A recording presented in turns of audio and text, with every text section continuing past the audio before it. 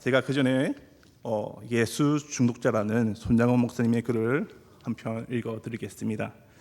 나 예수 중독자 되어야 하겠다. 술 중독자는 술로만 살다가 술로 인해 죽게 되는 것이고, 아편 중독자는 아편으로 살다가 아편으로 인해 죽게 되나니, 우리도 예수의 중독자 되어 예수로 살다가 예수로 죽자. 우리의 전 생활과 생명을 주님 위에 살면 주같이 부활 된다. 주의 종인이 주만 위에 일하는 자 되고 내일 되지 않게 하자라는 손장원 목사님의 글입니다.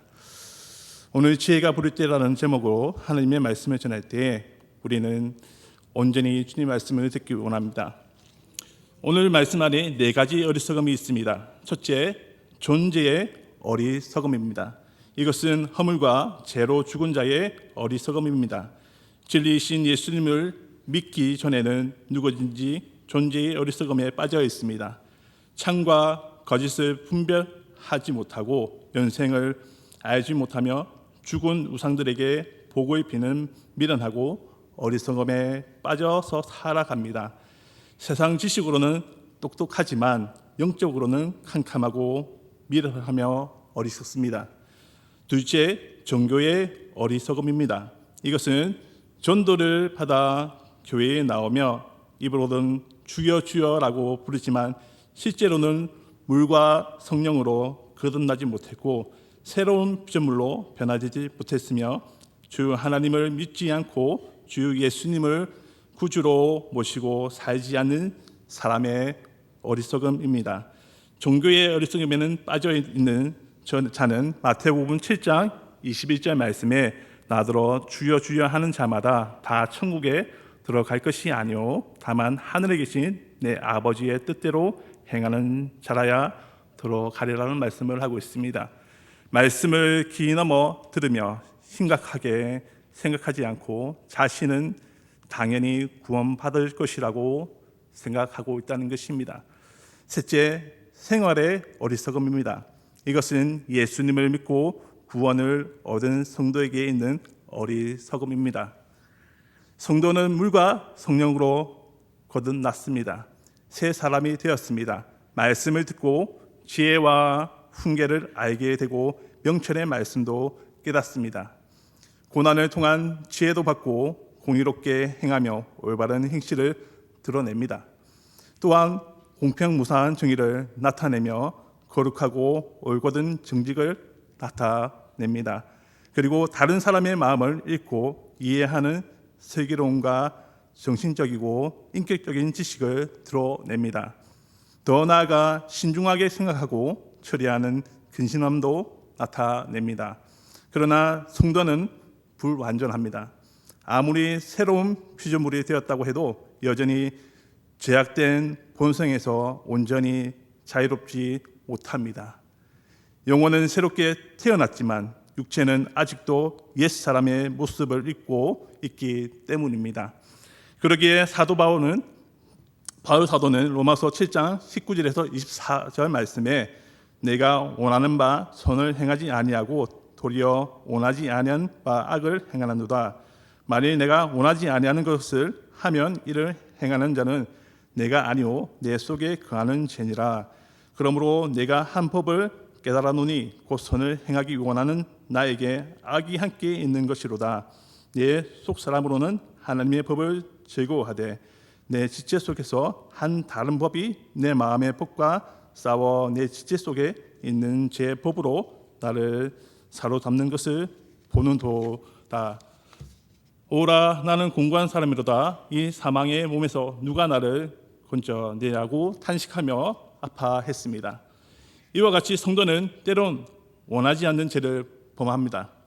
어떤 일을 판단하고 결정할 때 자신의 생각에 사로잡혀서 미련하고 어리석게 판단하고 결정할 때가 있고 잘못된 길을 가기도 합니다. 아브라함이 그랬고 다윗도 그랬습니다. 또한 모든 성도들이 다 그러했습니다. 넷째, 영원한 어리석음입니다. 영원한 어리석음은 돌이킬 수 없는 어리석음입니다.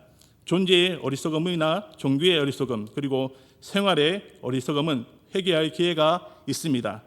예수님을 믿기만 하면 존재의 어리석음에서 벗어납니다.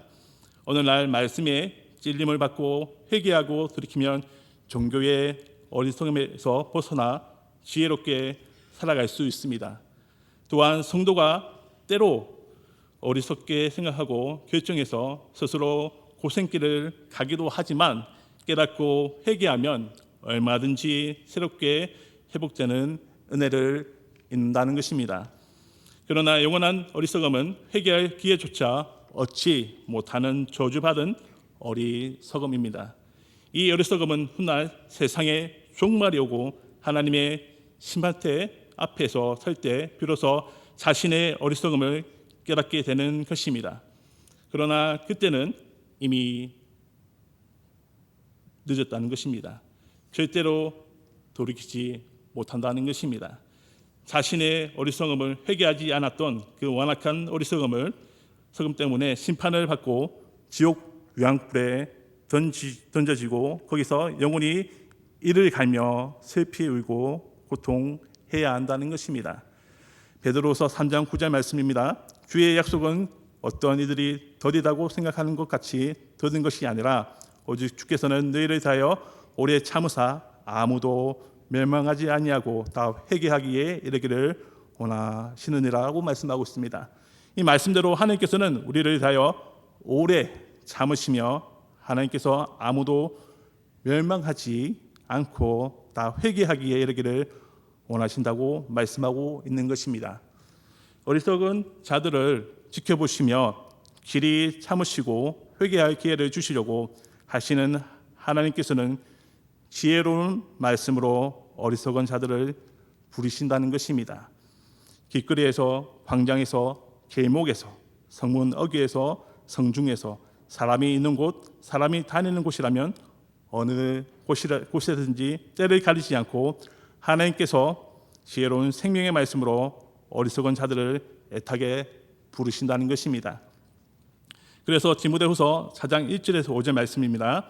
하나님 업과 살아있는 자와 죽은 자를 심판하실 그리스도 예수 앞에서 그가 나타나실 곳과 그의 나라를 두고 엄히 명하노니 너는 말씀을 전파하라. 때를 얻든지 못 얻든지 항상 힘쓰라. 범사에 오래 참음과 가르침으로 경책하며 경계하며 권하라. 때가 이르리니 사람이 바른 교훈을 받지 아니하며 귀가 가려워서 자기의 사욕을 따를 스승을 많이 두고 또 그 길을 진리에서 돌이켜 허탄한 이야기를 따르리라. 그러나 너는 모든 일에 신중하여 고난을 받으며 전도자의 일을 하며 내 직무를 다 하라고 말씀하고 있습니다. 이는 곧 하나님께서 말씀을 전하는 자들을 통해 어리석은 사람을 애타게 부르시는 것입니다. 지금도 하나님께서는 지혜의 말씀, 생명의 말씀, 소망의 말씀, 천국의 말씀으로 어리석은 사람을 부르고 계십니다. 하나님께서는 잠언 1장 22절에서 23절 말씀에 너희 어리석은 자들을 어리석음을 좋아하며 거만한 자들은 거만을 기뻐하며 미련한 자들은 지식을 미워하니 어느 때까지 하겠느냐. 나의 책망을 듣고 돌이키라. 보라, 내가 나의 영을 너희에게 부어주며 내 말을 너희에게 보이리라고 애타게 말씀하고 있습니다. 어리석은 자들은 어리석음을 좋아합니다. 그래서 죄의식 없이 죄를 짓기도 합니다. 어떤 이들은 남의 불행을 즐기기도 합니다. 어리석은 자들은 거만합니다. 자신을 과시하며 남을 무시합니다. 어리석은 자들은 지식을 미워합니다. 그래서 옳은 말로 권면하면 거부합니다. 그러니 하나님께서 아무리 지혜로운 말씀으로 권고해도 들으려고 하지 않는다는 것입니다. 지혜로운 사람은 마음이 굳어지지 않는 사람, 총명이 어두워지지 않는 사람, 무지하지 않는 사람입니다. 이는 곧 마음이 허망하지 않는 사람입니다. 그러나 어리석은 사람은 마음이 돌덩이처럼 땡땡 굳어 있다는 것입니다. 총명이 어둡습니다. 무지합니다. 그래서 마음이 허망합니다. 그러니 어리석은 사람은 지혜의 부름을 싫어하며 아예 들으려고 하지 않으며 거만하게 거부를 한다는 것입니다. 지혜의 소리는 죄악의 길로 가는 자들에 대한 안타까운 책망입니다. 또한 지혜는 내가 나의 영을 너희에게 부어주며 나의 말을 너희에게 보이리라고 22절에 말하고 있습니다. 안타까운 약속과 다짐을 하고 있습니다. 이는 우리가 악인의 죄를 쫓고 죄인의 길에 서며 악인의 자리에 앉아 죄를 함부로 짓고 있을 때 우리의 양심이 소리치는 것과 같은 것입니다. 우리가 잘못된 길을 갈 때마다 지혜는 우리의 양심을 통해 호소합니다. 그것은 잘못된 것이며 그 길은 망하는 길이요 하나님의 복을 차버리는 것이니 이제라도 빨리 회개하고 하나님께 돌아오라고 합니다. 하지만 사람이 어리석고 거만하고 미련해지면 남의 말도 잘 들으려고 하지 않을 뿐 아니라 자신 속에서 들려오는 양심의 소리에 애써 길을 막아버리고 오히려 화를 내며 거역하려는 잘못된 자존심을 내세웁니다. 그러나 지혜의 부름과 호소를 무시하면 큰 화를 자초합니다. 지혜의 부름에 고개를 돌리는 사람은 반드시 재앙을 만납니다. 재앙을 만나면 사람은 큰 두려움에 빠져 정정긍긍할 수밖에 없습니다. 그때야 비로소 사람들은 하나님을 찾으며 도와주기를 간구하게 됩니다. 하지만 올바른 양심의 소리를 들을 수 있고 회개하여 회복할 수 있는 기회를 놓치면 엄청난 불행을 초래하게 된다고 잠언 1장 24절에서 32절 경고하고 있습니다. 모든 일에는 반드시 때가 있습니다. 때는 기회입니다. 그래서 에베소서 5장 16절은 세월을 아끼라고 말씀하고 있습니다. 세월을 아끼는 사람이 지혜로운 사람입니다. 지혜로운 사람은 지혜의 부름을 외면하지 않으며 들을 수 있는 기회를 놓치지 않는다는 것입니다. 하나님과 부모님의 말씀을 들을 수 있는 기회, 공부할 수 있는 기회, 회개할 수 있는 기회, 바르게 살아갈 수 있는 기회를 놓치지 않는 사람이 복을 받는다는 것입니다. 잠언 1장 20절에서 32절은 지혜가 악한 자들을 향해 애타게 소리치지만 그들은 지혜의 부름을 무시하다가 재앙을 만나 멸망의 길을 가고 있음을 말씀하고 있습니다. 그러나 잠언 1장 33절은 지혜의 말씀을 듣는 자는 평안히 살며 재앙의 두려움 없이 평안할 것이라고 약속하고 있습니다.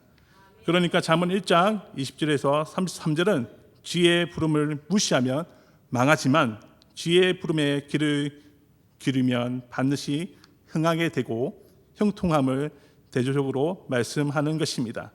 지혜의 말씀을 귓등으로 듣고 무시하면 인생의 길에서 낭패를 보게 되며 결국은 망하는 길로 간다는 것입니다. 우리 사천호교회 모든 성도분들은 하나님의 말씀을 귓등으로 듣지 마시고 말씀을 새겨서 온전히 그 말씀에 따라 사는 우리 사천호교회 모든 성도분들 되시기를 간절히 소망하겠습니다. 기도하시겠습니다.